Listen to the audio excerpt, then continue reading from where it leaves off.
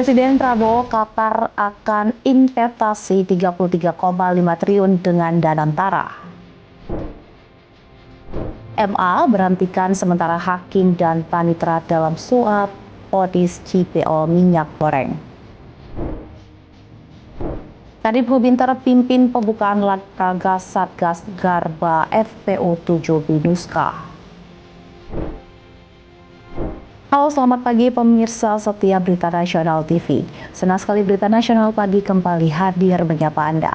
Selain 3 berita utama tadi, akan ada informasi lainnya dari dunia politik, ekonomi, hingga isu sosial yang sedang hangat diperbincangkan.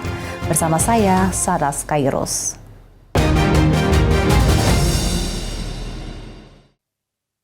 Informasi pertama, Presiden Republik Indonesia Prabowo Subianto mengumumkan komitmen investasi sebesar $2 miliar Amerika Serikat dari Qatar melalui Badan Pengelola Investasi Danantara Indonesia.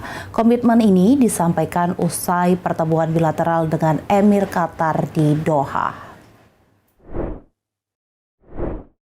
Presiden RI Prabowo Subianto mengungkapkan Qatar siap melaksanakan kerjasama investasi dengan Badan Pengelola Investasi Daya Anagata Nusantara atau Danantara Indonesia senilai $2 miliar Amerika atau setara dengan sekitar 33,5 triliun rupiah. Pernyataan ini disampaikan setelah pertemuan dengan Emir Qatar Sheikh Tamim bin Hamad Al Thani di Istana Amiri Diwan pada Minggu 13 April 2025 dalam rangka mempererat hubungan bilateral melalui penandatanganan sejumlah kerjasama strategis. Chief Executive Officer Badan Pengelola Investasi Danantara Rosan Roslani serta Menteri Perumahan dan Pemukiman Rakyat Marwarar Sirait yang turut mendampingi Prabowo membenarkan nilai komitmen investasi tersebut. Prabowo menegaskan kerjasama ini merupakan bukti nyata hasil diplomasi ekonomi Indonesia dan menunjukkan antusiasme Qatar dalam mempererat hubungan kedua negara. Saya kira pertemuan sangat baik, produktif. Kita sepakat untuk segera tingkatkan kerjasama. Beliau akan invest dengan Danantara, satu dana sama beliau komit $2 miliar ya. Masing-masing 2. Kita 2, dia 2. Saya kira bagus, ini tindak lanjut dan beliau sangat antusias. Oke, terima kasih. Presiden Prabowo Subianto mengawali kunjungan kenegaraannya ke Yordania dengan penyambutan yang penuh kehormatan. Kunjungan ini menjadi simbol penguatan hubungan diplomatik dan persahabatan antar kedua negara. Kehadiran Presiden Republik Indonesia Prabowo Subianto di Kerajaan Yordania Hashimiyah disambut dengan penuh kehormatan dan persahabatan. Setibanya di Bandar Udara Militer Marka Aman, Presiden Prabowo disambut langsung oleh Raja Yordania Abdullah II bin Al-Hussein dalam prosesi penyambutan resmi yang syarat makna persaudaraan antar kedua negara. Pengawalan udara oleh jet tempur Angkatan Udara Yordania mengiringi kedatangan Presiden Republik Indonesia yang memasuki wilayah udara Yordania.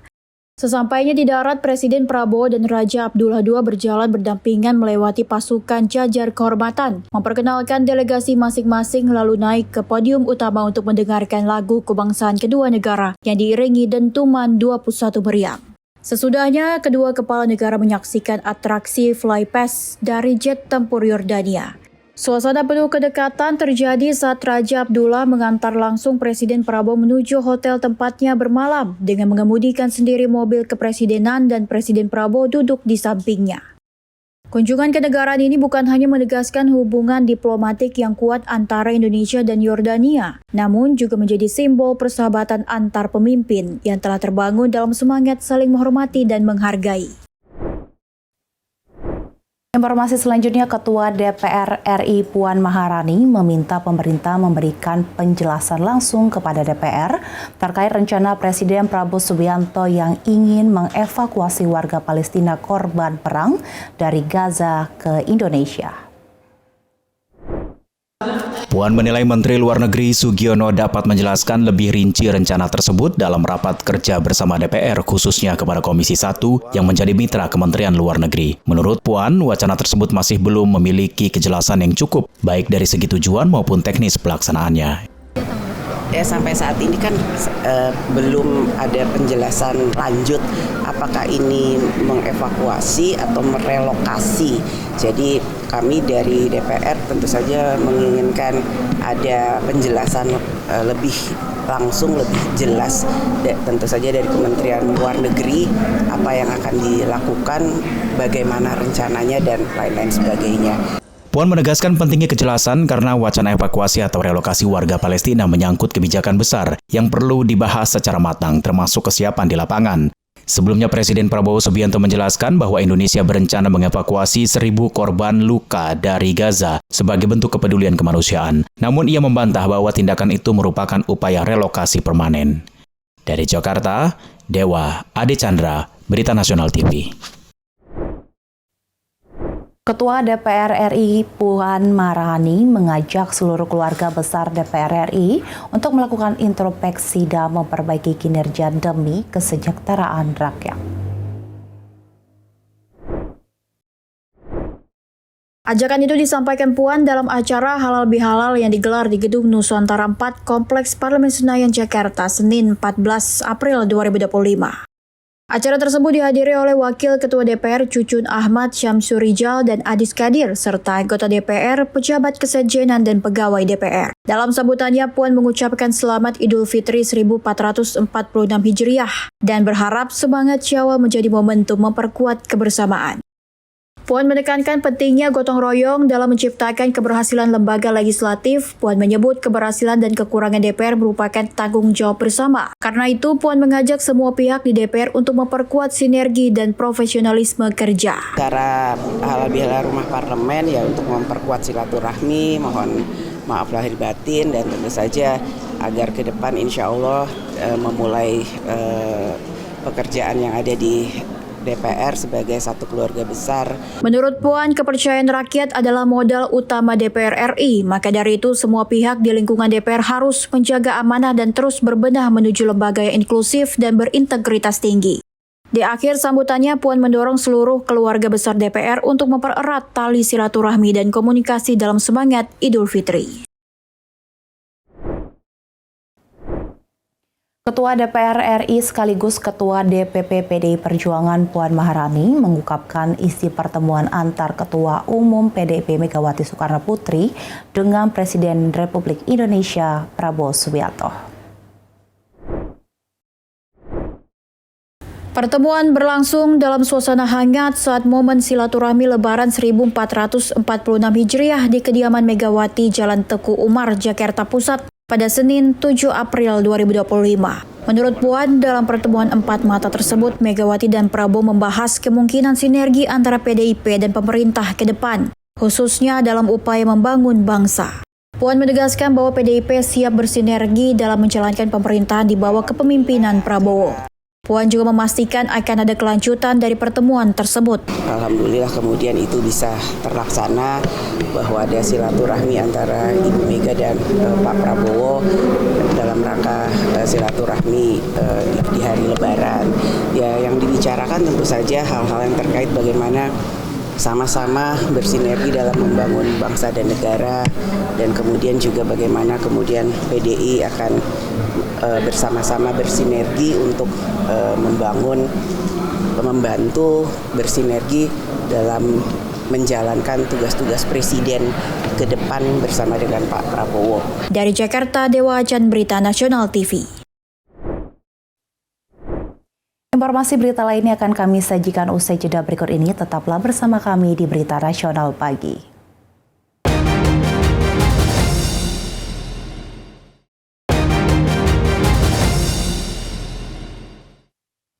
Mahkamah Agung memberhentikan sementara 4 hakim dan 1 panitera yang terjerat kasus dugaan suap penanganan perkara korupsi pemberian fasilitas ekspor minyak kelapa sawit mentah atau CVO di Pengadilan Tipikor Jakarta Pusat.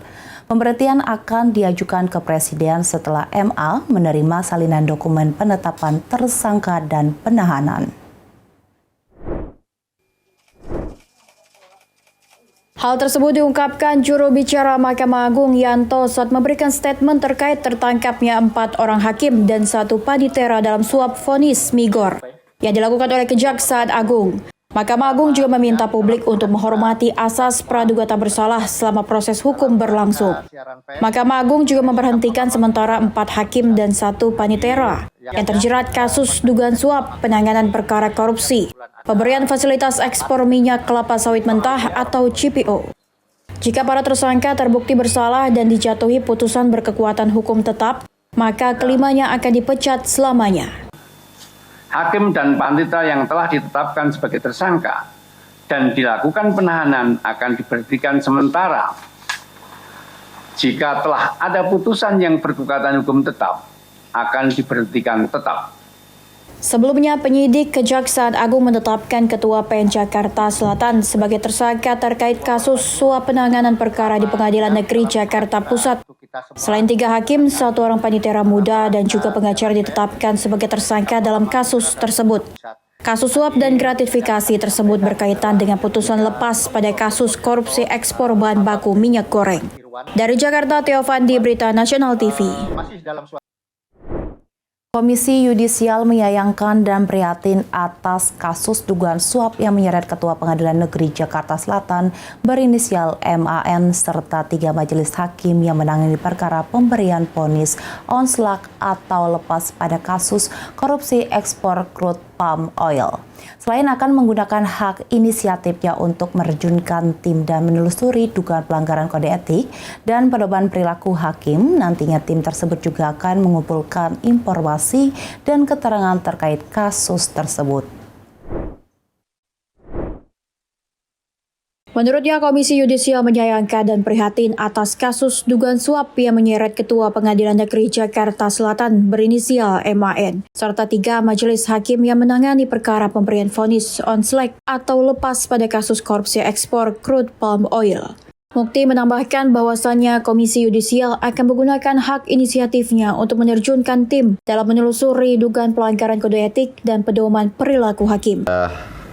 Diketahui oleh publik bahwa Kejaksaan Agung telah menetapkan Ketua Pengadilan Negeri Jakarta Selatan berinisial MAN sebagai tersangka kasus dugaan suap terkait putusan lepas onslah perkara korupsi pemberian fasilitas ekspor crude palm oil di Pengadilan Negeri. Tim tersebut juga akan mengumpulkan informasi dan keterangan terkait kasus tersebut. Selain bakal berkoordinasi dengan Mahkamah Agung dan Kejaksaan Agung untuk melakukan pendalaman terkait kasus tersebut, KY juga meminta masyarakat untuk bisa memberikan informasi terkait kasus ini untuk menguatkan serta mengembangkan kasus tersebut. Dari Jakarta, Theo Fandi, Berita Nasional TV. Asik tidur pulas di atas sepeda motor yang terparkir di bahu jalan di sekitaran Stasiun Gambir, Jakarta Pusat. Pagi tadi seorang pengemudi ojek online panik kebingungan saat dirajai petugas Sudin Perhubungan. Sementara sejumlah pengemudi ojol lainnya yang mencoba menghindari razia langsung kabur tancap gas. Pengemudi ojol ini tengah tertidur pulas di atas sepeda motornya saat didatangi petugas Sudin Perhubungan di area luar Stasiun Gambir, Jalan Medan Merdeka Timur, Jakarta Pusat pagi tadi. Lantaran tak juga bangun meski telah berusaha dibangunkan, petugas pun mencari cara lain, yakni membisikkan ucapan salam di telinga si ojol. Pengemudi ojol yang terbangun karena kaget langsung kebingungan melihat banyaknya petugas di sekelilingnya. Dirinya mengaku sengaja tidur di lokasi tersebut karena lebih aman dari aksi pencurian ketimbang di tempat sepi. Emang mangkal di sini, lagi istirahat tidur. Iya. Habis ngalong apa gimana, Bang? Iya, ngalong. Nah, ini kan di sini dilarang nih, Bang, ada rambunya nih. Kenapa, Bang, berhentinya di bahu jalan nih, Bang? Kan bahaya tidur lagi. Ya baru tahu sih. Melihat rekannya terjaring razia, sejumlah pengemudi ojol lainnya yang tengah mangkal di sepanjang trotoar sontak kabur tancap gas. Kendati tidak melakukan pengangkutan paksa kendaraan, namun razia demi menjaga ketertiban umum, kali ini petugas memberikan sanksi di tempat berupa pengembosan ban hingga sanksi tilang. Dari Jakarta, Theo Fandi, Berita Nasional TV melaporkan. Diduga korsleting arus pendek listrik, sebuah bengkel mobil di pemukiman padat penduduk ludes terbakar di Jalan Impres Larangan Ciledug, Kota Tangerang, Banten, Senin pagi. Tidak ada korban dalam kejadian ini, namun kerugian ditaksir ratusan juta rupiah.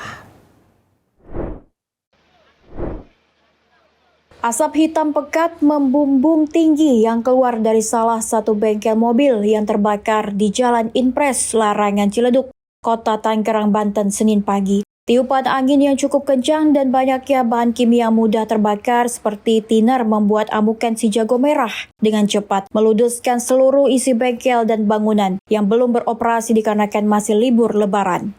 Tak hanya itu, api yang meludeskan bengkel juga merembet ke rumah warga yang saling berdekatan dengan bengkel mobil, membuat sejumlah warga mengevakuasi peralatan rumah tangganya ke tempat yang lebih aman. Lebih dari 7 mobil pemadam dan puluhan personil diterjunkan untuk memadamkan amukan si jago merah. Namun banyaknya warga yang melihat kejadian kebakaran ditambah minimnya sumber air membuat petugas kesulitan memadamkan api. Jam berapa? Kalau lihat situasinya pemadaman lagi sekitar jam setengah 9 pagi. Setengah 9 pagi, Pak? Iya. Ini dikarenakan apa sih, Pak, kebakaran ini, Pak? Kayaknya ada korsleting gitu. Kurang dari 4 jam, petugas pemadam kebakaran Kota Tangerang berhasil memadamkan api yang meludeskan bengkel mobil dan rumah warga. Akibat kejadian ini, para korban kebakaran ditafsir mengalami kerugian hingga ratusan juta rupiah. Tadi kami pos 925 kami mendapatkan laporan dari Lurah Larangan Selatan bahwa terjadi Jaya 65 tepatnya di gudang P4. Sementara penyebab kebakaran masih dalam penyelidikan kepolisian di Polsek Ciledug, Polres Metro Tangerang Kota. Informasi berita lainnya akan kami sajikan usai jeda berikut ini. Tetaplah bersama kami di Berita Nasional Pagi.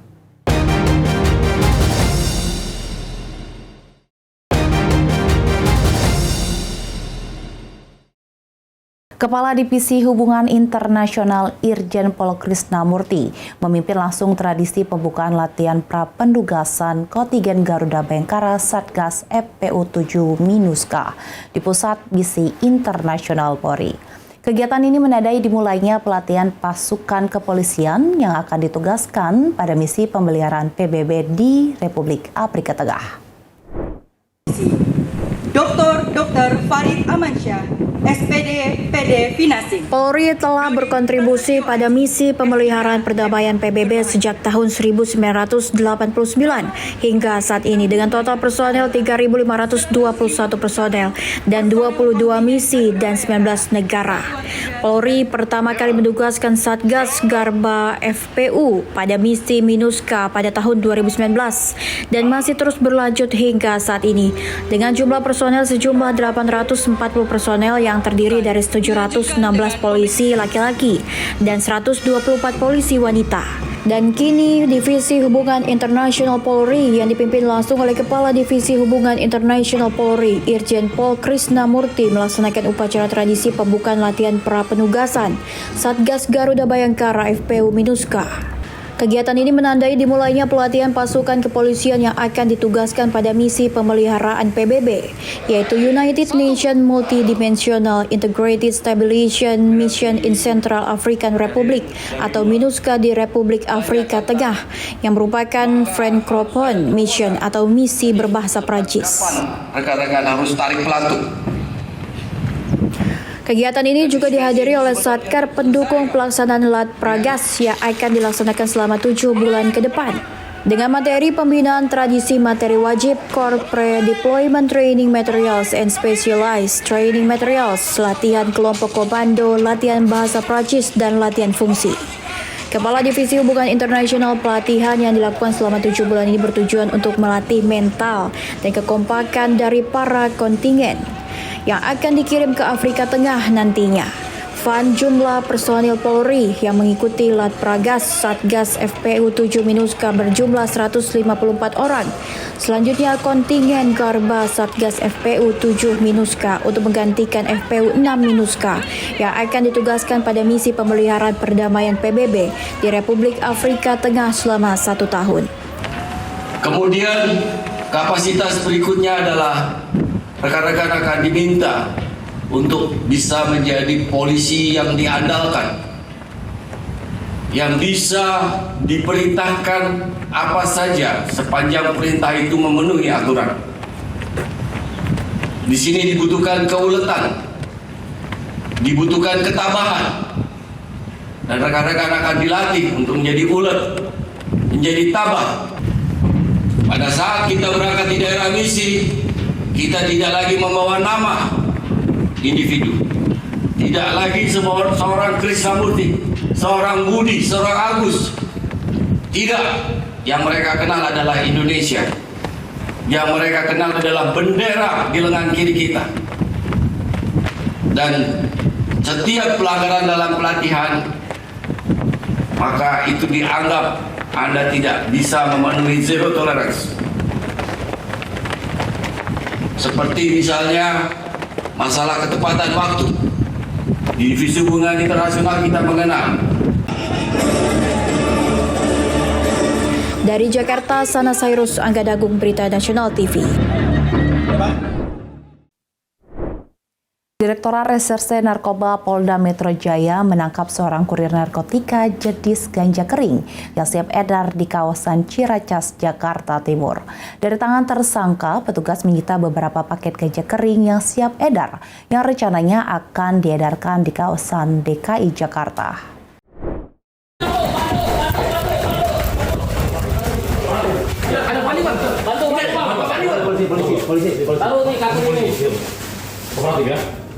Inilah video saat tim Opsnal Subdit 3 Direktorat Reserse Narkoba Polda Metro Jaya menangkap kurir narkoba jenis ganja berinisial YS di gang sempit di kawasan Ciracas, Jakarta Timur beberapa waktu lalu.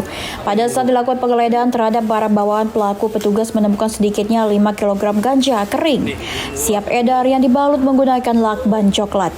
Ditemui di Mapolda Metro Jaya pada Senin siang, Kasubdit 3 Direktorat Reserse Narkoba Polda Metro Jaya AKBP Ade Chandra mengatakan pelaku berinisial YS mendapatkan barang haram tersebut dari seseorang berinisial E dan serah terima narkoba tersebut di kawasan Bulak, Ciracas, Jakarta Timur.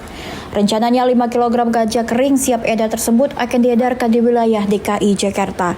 Polda Metro Jaya, Subdit 3 melaporkan pada hari ini telah mengamankan satu orang tersangka dengan inisial Y yang merupakan pengedar narkotika jenis ganja dengan barang bukti sebanyak 5 kg.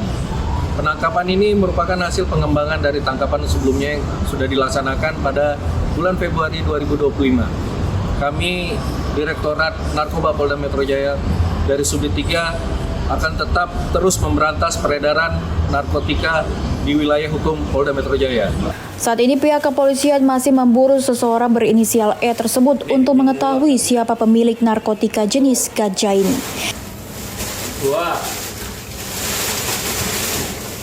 Dari Jakarta, Theo Fandi, Berita Nasional TV.